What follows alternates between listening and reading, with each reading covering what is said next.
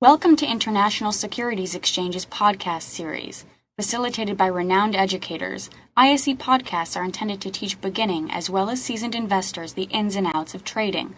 To find an updated list of podcasts, please visit www.ise.com/podcasts. Please be sure to listen to our important message following this episode regarding the risks of investing in exchange-traded options. So although we may, in this bigger picture look at the AUX, see a possible declining wedge suggesting a continuation to the upside, the fact is our MACD still trends to the downside and our RSI is still trending to the downside, and we really do need to see a break of a major pivot point in order for us to take that trade. So it's important to make those observations and understand that if you have to try to convince yourself that there is a particular opportunity in place, then sometimes you're best just to stand aside.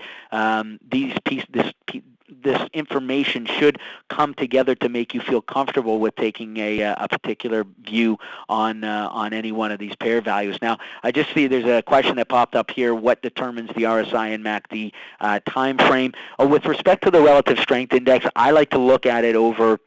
Because I'm looking to trade my directional views over over sort of a more of a swing trading position, so we're looking at maybe being in a position over a couple of weeks. I put it on a 30-day just to kind of see what the trend has been in place for the last month.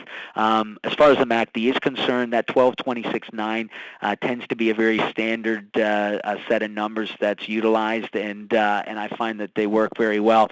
But I will tell you one thing.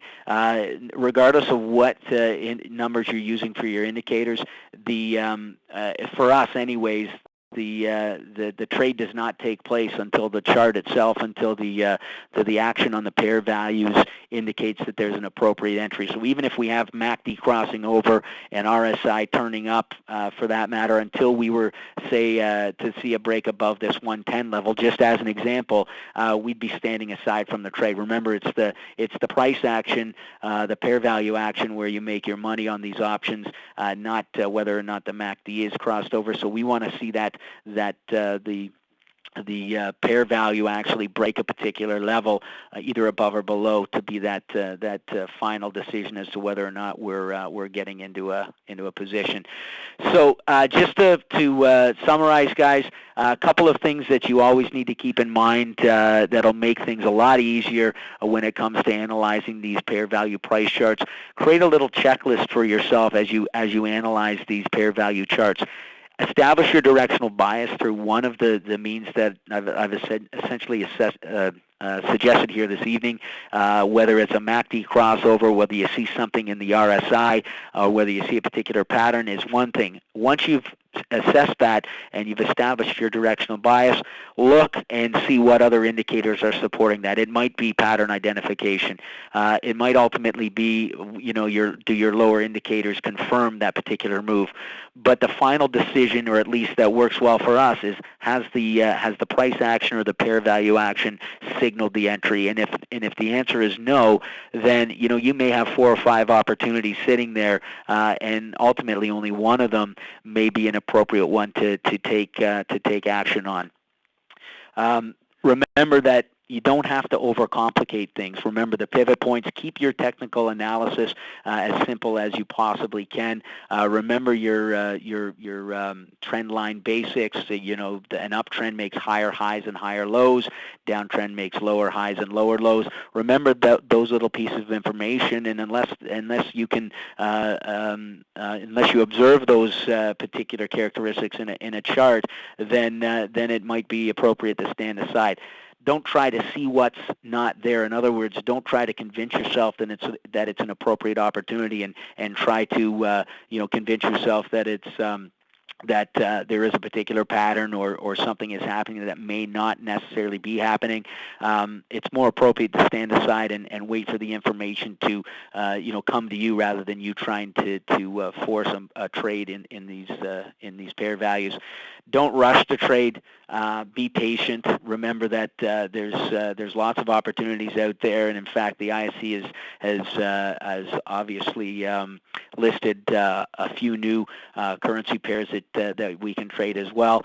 But the fact is, try to create a mechanical approach, establish your entry points and your exit points before you actually enter the trade, and that way you'll be a little more mechanical at the way you manage it. And finally, the idea is just to make sure that you practice.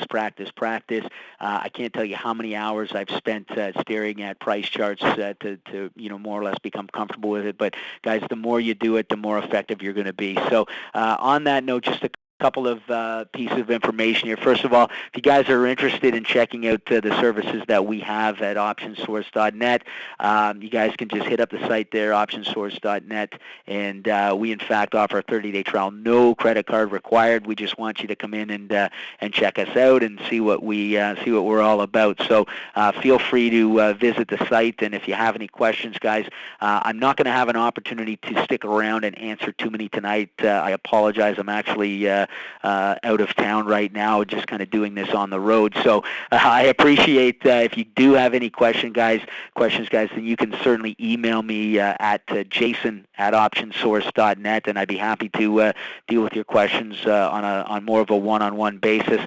And finally, just a reminder that the ISE has a fantastic webinar schedule for you guys to take advantage of. We can cross that top one off the list right now. That's the one that you guys have just sat in on. But as you can see, there's quite a few in the hopper for the next couple of months, and I'll be joining you once again on May 11th from the looks of things. So looking forward for that. We're going to talk a little bit more about how we're going to use these charts for strike price selection and how we might look to throw some credit spreads in place based on some of our technical observations. So on that note, guys, I'm going to just wrap things up for this evening. As I said, I'm going to have to cut loose here a little earlier. Ilanit, I hope that's okay by you. And as I said, if there are any questions, please, folks, feel free to contact me, jason@optionsource.net. In fact, I'll type in my email, and we can sort it out from there. Thank you, Jason, on behalf of ISE and everyone who was able to join us this afternoon. We really appreciate that you were able to present on this very relevant topic. And Jason's webinar is going to be archived and available tomorrow morning. So just look out for the email, but it's going to be available on fxoptions.com/events. And once again, as Jason noted, we have webinars coming up in the next week. We have two, the first with Dan Passarelli and the second on Thursday with Randy Frederick. So thanks again, Jason. And if you have any questions at all, feel free to send an email directly to Jason or to send it to ask@fxoptions.com as well, and we can refer any questions directly to Jason, as well as posting anything on our in our trader forum on fxoptions.com. So looking forward to seeing everyone next week, and have a good afternoon. Fantastic. Thanks, everybody. Have a great evening. Thanks, Ilanit. Thanks. Bye. Thank you for listening to our podcast. To find more podcasts on options, stocks, alternative markets, and market data, please visit www.ise.com/podcasts.